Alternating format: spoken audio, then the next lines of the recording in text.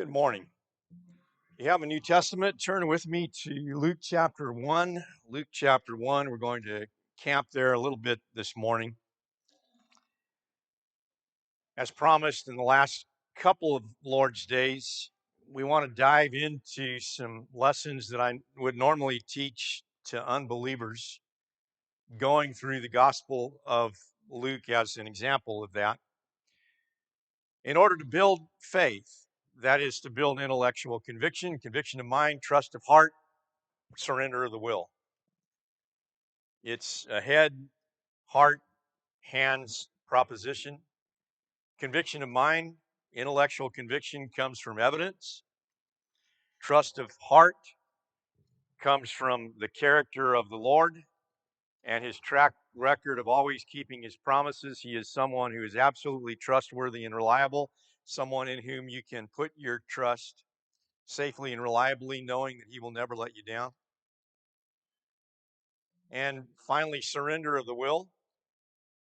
Combination of the Lord's promises with his conditions attached to those promises in order to receive his blessings of salvation, clearly outlined in the new covenant of Jesus Christ.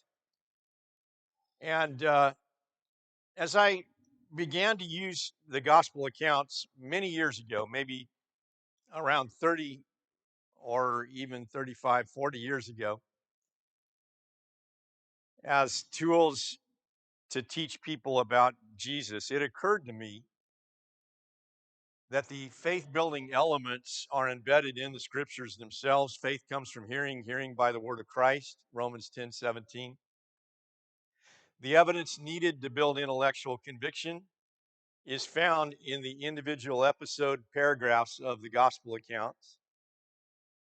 The character of God and the trustworthiness of his track record in order to build trust are also embedded in the paragraphs of the gospel accounts. And the promises of God attached to the stipulations or the conditions of pardon are embedded in the gospel accounts and in the Acts of the Apostles. And so we call Matthew, Mark, Luke, and John gospels, but in more recent times I've called them gospel accounts. I don't believe that it's entirely proper to speak of the Gospel of John, the Gospel of Matthew, the Gospel of Luke, or to speak of Mark's Gospel versus Luke's Gospel versus John's Gospel, or so on, because there's ultimately one gospel and we have different gospel accounts and they are overlapping. But as we go through these lessons, one of the primary goals is to give you a little window of insight in what I would normally do in teaching outsiders the gospel of Jesus Christ, and to bring them to a saving conviction, to act in keeping with obedience to that gospel. Anecdotally, about 2/3 of the people that we work with here who are unbelievers have no idea about Christianity or Jesus Christ, but they are burning with interest. They are biblically illiterate, and that's somewhat peculiar to this valley. But they really want to know. And so on the front end of the evangelistic process, I'll take them on a lesson through Ecclesiastes and the purpose of life. And then we will establish the fact that we're all spiritually bankrupt. Fearing God and keeping our commandments is our goal in life, and we've all failed miserably at that. We are lost sinners, as Ben has developed in the Lord's Supper talk. And therefore, we need a Savior. And we go immediately to one of the Gospels, and my favorite these many decades has been Luke for this purpose, for several reasons.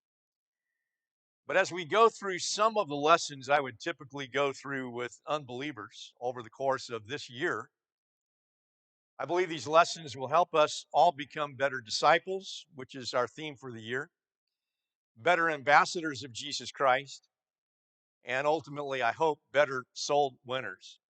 But I want to underscore the point I was just making. We have one gospel, four accounts of it. The gospel, of course, is the good news of Jesus Christ and his ability to save us from our sins and give us a right relationship with God through his blood. But the titles of the early documents, not part of the original text, or possibly part of the original text, depending on your perspective, gospel according to Matthew, the gospel according to Mark, according to Luke, according to John. It's the same gospel, the gospel, with four perspectives, four sets of eyewitness testimony, different audiences in each case. Matthew zeroes in on a Jewish audience, Mark zeroes in on an Italian audience, Luke zeroes in on a wider Greek speaking Gentile audience, and John is tucked away 30 or so years later, filling in the blanks and teaching Christians how to teach their non Christian neighbors the gospel of Jesus Christ and come to a point of belief. But different audiences, multiple eyewitness testimony, a richness of perspective, including undesigned coincidences and overlapping narratives, so that when you look at something like feeding the 5,000, you look at all five or four accounts, and it's amazing the undesigned coincidences when you compare little details in one account with details in another account, and see how they fit together like a glove. But why Luke in particular? I'm not opposed to using Matthew or Mark or particularly John. In recent years, I've come to love the Gospel of John. But why Luke? I believe Luke is particularly powerful in this regard. Number one, he's a medical doctor, attentive to detail. When I first started doing this, my wife and I were in a trip in Germany, and we ran across a couple of American evangelists who were teaching the gospel in Germany that is largely atheistic. And they were having trouble resonating with people in regard to biblical faith. But when they offered the perspective of an ancient medical doctor, people would jump on that bandwagon. And Luke is not only a medical doctor, but he's a medical doctor with a great eye for detail. And so there's detail in Luke that is unique to the perspective of one who wanted to get it right and to give us a lot of intricacies. And later on in the Acts of the Apostles, gives us intricacies based on his own eyewitness testimony. Probably a Gentile. We could talk some more about that, but of all the gospel writers, Luke would be the closest to being labeled a Gentile, and I believe he was. Companion of the Apostle Paul, who was the most international of the apostles.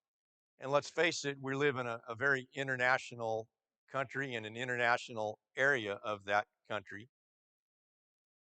Luke's account reflects a wider audience demographic than any of the other two synoptic gospels, and arguably even John. You could argue that Luke is wider than even John. And then his account comes with a valuable sequel. And I have noticed in doing this hundreds of times that Luke anticipates things that are said in Acts, and in Acts looks back on things that are first developed in Luke. And again, they fit together like a glove. And so I'm often able to make points as we get into the cases of conversion in Acts. Do you remember when we looked at A, B, or C in Luke? Here we have the natural culmination of that very idea, and here's how they fit together. And it's a natural, logical sequel to go to part two of Luke's narrative. And that's the only account that picks up where one of these gospels leaves off is Luke's gospel into Acts of the Apostles, which is part two. Wherever you start, whether it be Matthew, Mark, Luke, or John, or some other program that dovetails nicely with the gospel and what Jesus is all about. In building the case for faith with unbelievers, you want to pay special attention to 5 things. And again, I've said this over and over again, but I'll say it again at the risk of over repetition. Pay attention to what Jesus says.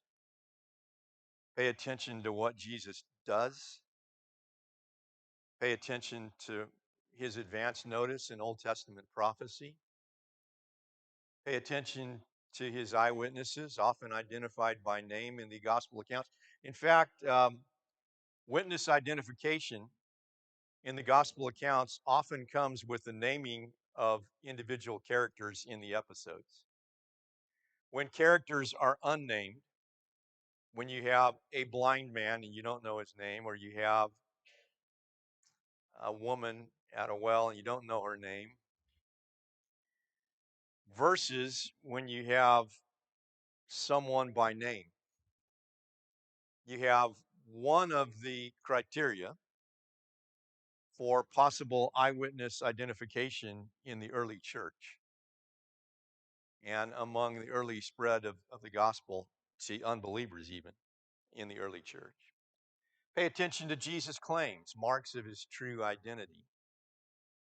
What he claims, what others claim about him when Jesus confesses Peter, when Peter confesses Jesus to be the Christ, the Son of the living God, and Jesus pronounces a blessing on Peter as a consequence of that, accepts the claim. Pay special attention to those kinds of interactions. They're extraordinary claims. And so his sayings, his deeds, his predictive prophecies, his witness identifications by name, and marks of his true identity in the form of the various claims that are made. There are a lot of prevalent faulty assumptions. And I tell people as we dive into Luke for the very first time that we're not going to read the entire Gospel of Luke, Gospel according to Luke. We're going to read select paragraphs. I ask a lot of questions. I engage in depth sounding and a barometer of where people are in their faith. And I either try to repair defective faith or to build faith for the very first time. And depending on whether they need conviction, trust, or surrender, I focus on different paragraphs in Luke. But as we're working through it, no matter what, I urge them to read 2 or 3 chapters, maybe 4 chapters a week. And we zero in on 2 or 3 paragraphs in each weekly session. And that way we can work through the entire Gospel of Luke in 8 or 9 or 10 weeks, and then dive into the cases of conversion in Acts afterwards as a sequel. But I tell them up front, you need to pay attention to these 5 things as you're working through this. You know, what he says, what he does, his eyewitnesses, his advance notice in Old Testament prophecy, and his claims. And as you look at those 5 things, gradually you'll see a cumulative case built as to who Jesus is and what it means to you. And before we get done, that will be an inescapable case. You'll have to deal with it on one level or another. You can either walk away from it as an unbeliever, or you can embrace it as a believer, but you will not be able to be indifferent to it when we get done with this process. Because the case is strong and it's powerful, and either you will accept it or totally reject it. There are no in-between measures that will be allowable to you. But I do tell them also up front, because we live in a world in which people can do a quick Google search, as you Google employees know very well, and immediately run into a whole barrage of alternative viewpoints about Matthew, Mark, Luke, and John. And I want them to know that I know, and I know that they can know, that there are other views of these accounts. And I want to nip that in the bud right off the bat, that the foundational assumptions that you take with you to the enterprise will in large part determine where you end up at the end of the exercise. And there are many people out there that will claim, as a matter of fact, just check your Wikipedia article on one of these Gospels, that the Gospels are non historical, full of myth, legend, and folklore, and they cannot be trusted to give an accurate picture of Jesus.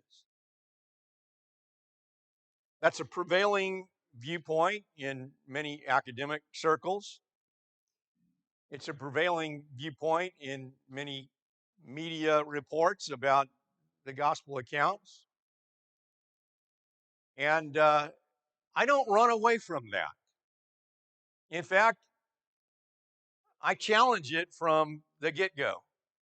We're going to look at the evidence as it's presented and ask if the evidence fits that mold or the mold that I will present, and which of the narratives fits the evidence as it stands. But one thing I want people to do is to read the evidence for themselves. When you read Luke, for example, in his own words, you're going to have a very different viewpoint than when you're reading someone who is talking about Luke. Someone who wants to impose on Luke motives different from Luke's own motives might accuse him of being more theological than historical and engaging in a picture that is anything but historically accurate, or a picture that is full of folklore. But when you read Luke's own words, this is what you have to confront about Luke's own words. From the very beginning of his gospel, his preface, he tells you what his motives are. He tells you something about his investigative procedure, and he tells you what the end result will be. Inasmuch as many have undertaken to compile a narrative of things that have been accomplished among us, just as those who from the beginning were eyewitnesses and ministers of the word have delivered them to us, it seemed good to me also, having followed all things closely for some times past, to write an orderly account for you, most excellent Theophilus, that you may have certainty concerning the things that you have been taught.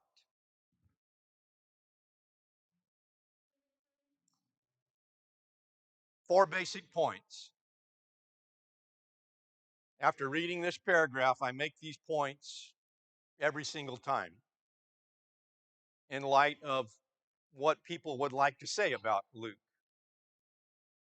If we just let Luke speak for himself, we have four inescapable points, and we can believe them or disbelieve them, but we're confronted with them one way or another. Number one, Luke speaks of the things accomplished among us, and the word that he uses is from plerao in the Greek. It means to fulfill, the things that have been fulfilled. So Luke is writing a few years later, within 30 or so years of when Jesus actually lived and died and was raised. And already within that short time span, he's speaking of things that have been fulfilled among us. That's not the kind of language you would normally use about people that have lived within one's own lifetime. The fulfillment of prophecy is how that term is normally used. And yet Luke is using it in the opening salvo of his prologue as if this life that has been lived is so significant, so momentous, so earth-shattering that we speak of BC and AD as kind of a dividing line before and after Jesus Christ, and Luke is already speaking in those kinds of terms 30 years later or so. Secondly, He speaks of eyewitnesses who have delivered them to us. Luke himself was not an eyewitness. I believe Mark was an eyewitness to a degree, and certainly Peter. Mark is reflective of Peter's preaching according to early church accounts. Matthew and John were certainly eyewitnesses. Luke was not an eyewitness, but he was in interaction, in contact with eyewitnesses. And he speaks of eyewitnesses who have delivered these details to us. We're not talking about mere hearsay. We're not talking about mere folklore that had occurred hundreds of years later. We're talking about, number one, the lifetime of the eyewitnesses. And number two, we're talking about one who is in contact with eyewitnesses about all of these things. Thirdly, he speaks of many who have undertaken to compile a narrative of those things that have been accomplished among us. And whatever efforts we might surmise from that were evidently inadequate to the task. And the narratives that make the cut are Matthew, Mark, and Luke as synoptic gospels, and years later, the gospel according to John. The aim of Luke undertaking to compile an account is so that you might know the exact truth concerning the things that you have been taught. And although none of the prevalent translations speak of oral teaching, the Greek word katecheo is a word that Catholics have actually hijacked. Catechism comes from that word. And the normal connotation is oral teaching. So we have a little clue here, backed up by many other types of evidence in the New Testament, that although Matthew, Mark, and Luke, all written probably in the early 60s or thereabouts, about 30 years after Jesus died, none of those three accounts unleash these things and reveal them to the world as if they are brand new. Theophilus may have been a patron underwriting the publication of Luke. He may have been a prominent official. The word means God lover. It may be just kind of a designated name of anybody who would happen to love and appreciate this book as a general term of all readers of Luke. Although I think Theophilus probably was a Christian in the first century, a prominent Christian, a well-to-do Christian probably, someone that Luke looks up to, and someone who had already known virtually everything that Luke writes about because he had been orally taught. And what Luke is doing is what you have in the synoptic gospels, Matthew, Mark, and Luke, unlike John, is individual episode units that are usually no more than about a paragraph long.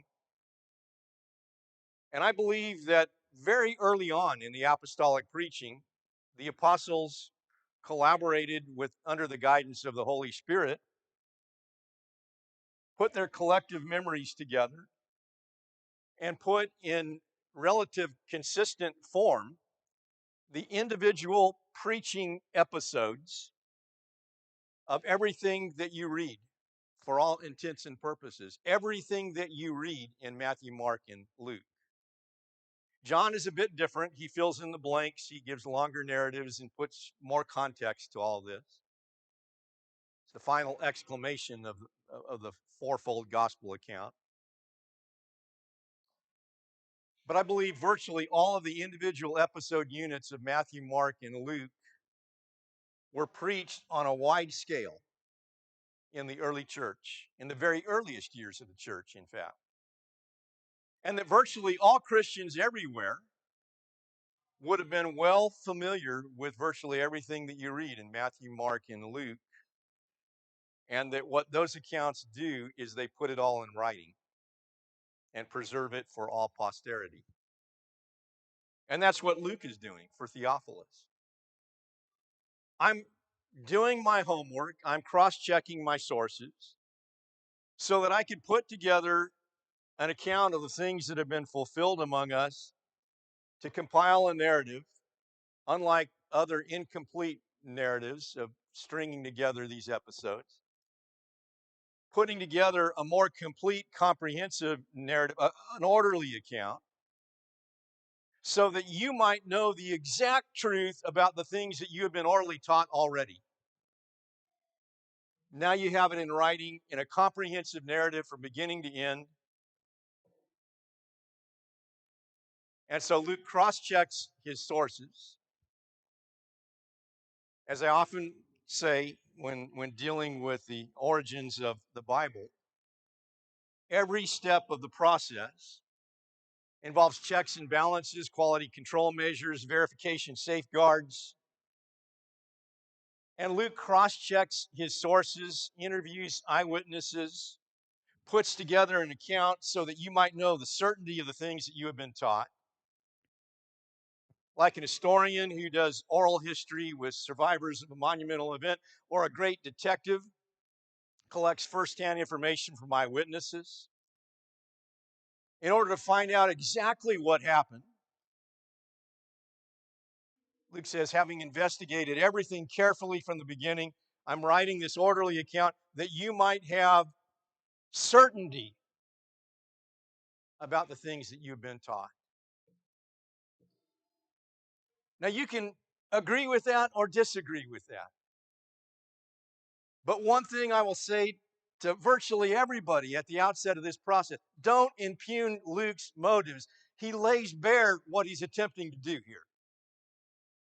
You can agree with it, you can disagree with it, but don't mess with his motives. He's very clear on them. He's very clear on his procedure.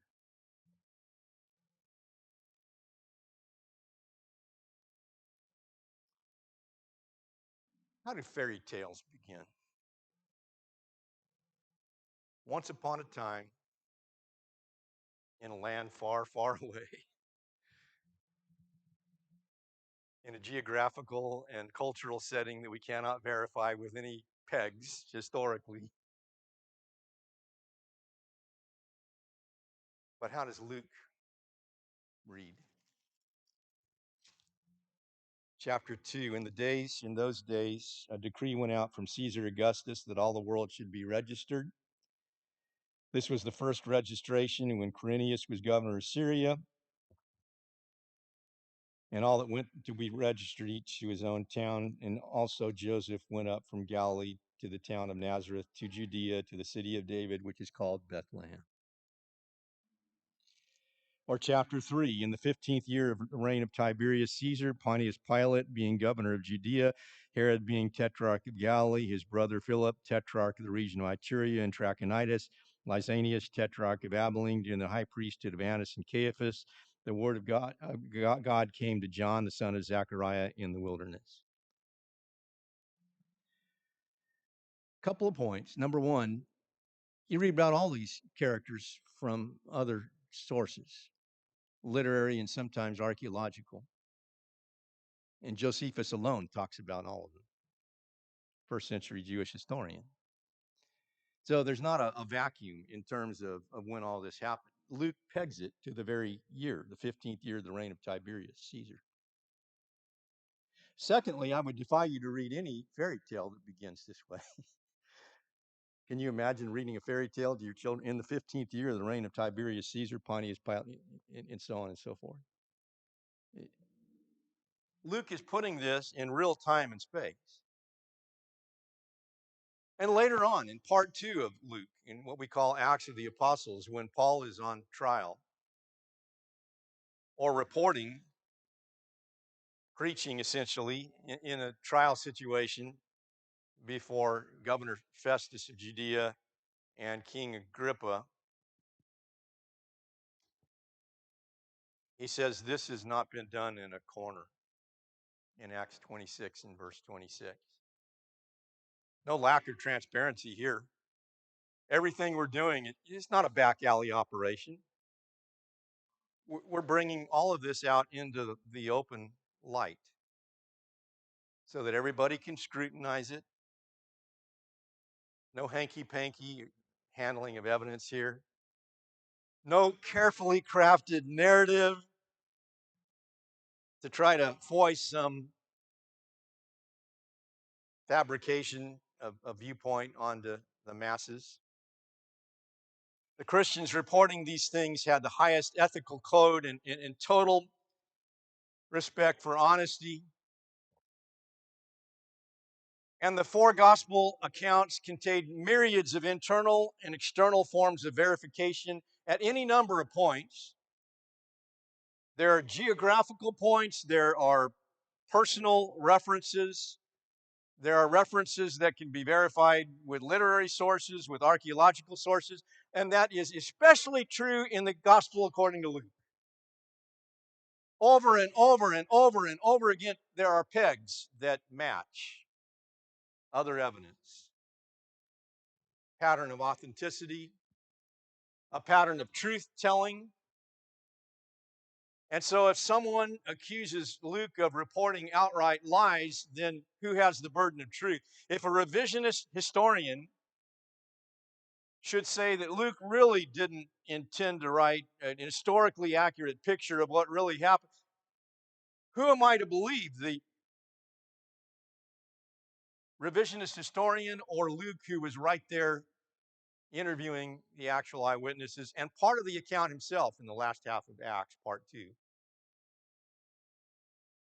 I believe the burden of proof lies in those who want to impeach his character and not vice versa. And when it comes to witness identification, issue I had mentioned in passing earlier, the more details that are given, the greater chance that eyewitnesses could be scrutinized, as these things were taught and preached in the early church.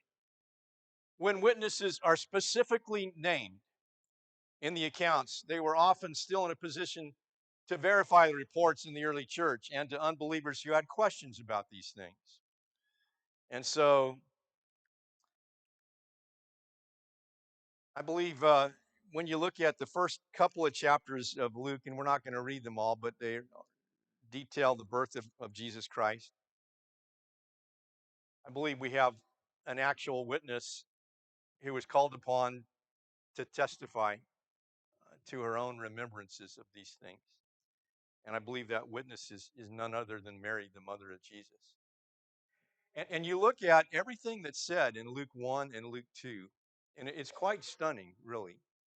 And we don't have time to read the paragraphs right now, but I'm just going to give you a sample. Mary was greatly troubled at the statement of the angel Gabriel. Mary arose, and she not only arose, she went with haste to visit her relative Elizabeth. Mary stayed with her about 3 months. Mary wrapped the baby in swaddling cloths and laid him in a manger. Mary treasured all these things, pondering them in her heart. Simeon says to Mary in the temple, "A sword will pierce even to your own soul." And Mary remembered that, especially when she experienced that retroactive pain after the cross. Jesus' parents used to go up to Jerusalem every year at the feast. Kind of a superfluous detail unless Mary happened to relate it. His parents were unaware of his absence at age 12 when they headed back home one year. And they have to go back to Jerusalem to get him. And when they finally find him, his mother scolds him and says, "Son, why have you treated us this way?" And you could just, if you're a mother, you could hear the exasperation in her voice. You can almost recreate the tone, I think. "Why have you treated us this way?" His mother treasured all these things in her heart, chapter 2, verse 51. And in part 2, the beginning of part 2 of Luke, Mary is still alive when the church begins, or when it's about to begin, Acts 1. And no doubt she would have been called upon to leave a record of her remembrances. And you know where you can read that record? In Luke 1, verse 5 to the end of Luke 2. I believe firmly she is the key eyewitness of that section of Luke.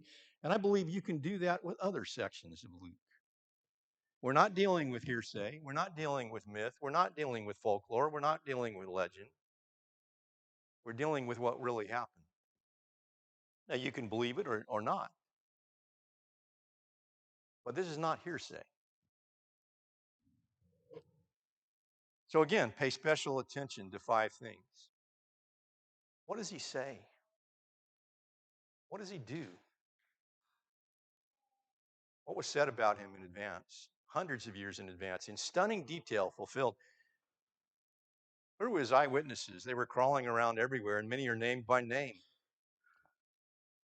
And what outrageous claims does he make? Certainly won't leave you indifferent at the end of the process. Before I get done with all this, I established that he's the most extraordinary figure who ever lived. No one in human history has had a greater impact than Jesus Christ of Nazareth. And his claims are absolutely ridiculous unless they happen to be true. But there's no middle ground there. He is either Lord, Christ, the Son of God, or he's a liar, or he's a lunatic, or something worse. But there's no middle ground. When you get done looking at this cumulative case of everything he says and does and all these other factors, you either become a believer or you walk away. But this business about him being a good man or a great teacher and nothing more, that option is off the table. When you actually look at the evidence that's there, it's off the table. He's either exactly who he claimed to be, or he's the greatest imposter who ever lived. And so we make that cumulative case over time, and when we're done, this question just begs to be answered. What do you believe about Jesus Christ of Nazareth? And when you put all this together and realize the desperate situation that you're in,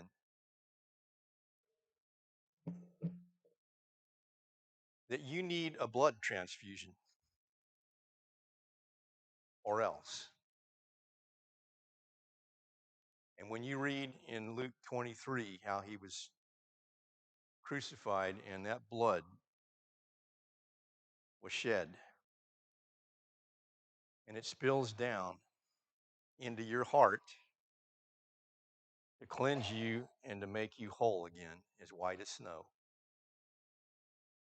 You either believe that, or again, you walk away from it as an unbeliever. But you cannot be indifferent to it or to him. What do you believe? You believe in Jesus? Are you willing to obey his gospel? Now would be a good time. Together we stand and sing a song of encouragement to each other.